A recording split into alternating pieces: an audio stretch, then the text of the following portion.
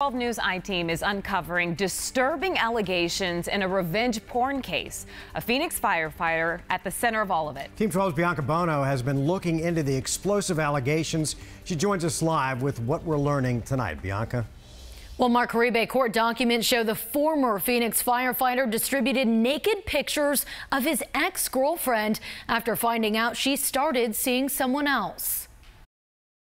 A longtime Phoenix firefighter facing allegations of revenge porn. Since February, the Phoenix Police Department investigating Fire Captain Philip Eno, a 32-year veteran of the Phoenix Fire Department.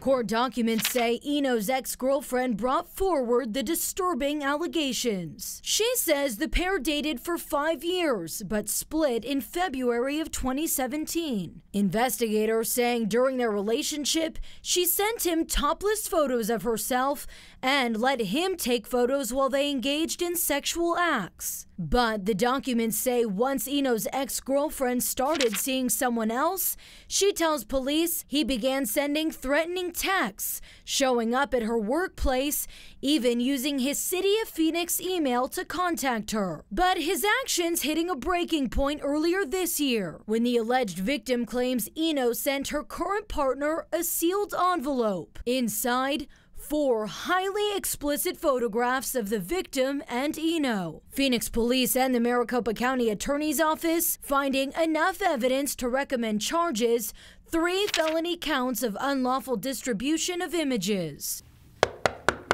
12 News trying to reach Eno at his Tempe home, but no answer. The Phoenix Fire Department telling 12 News in a statement, several months ago, the fire department was made aware of an investigation led by the Phoenix Police Department. At that point, Captain Eno was placed on paid administrative leave pending the outcome of the investigation.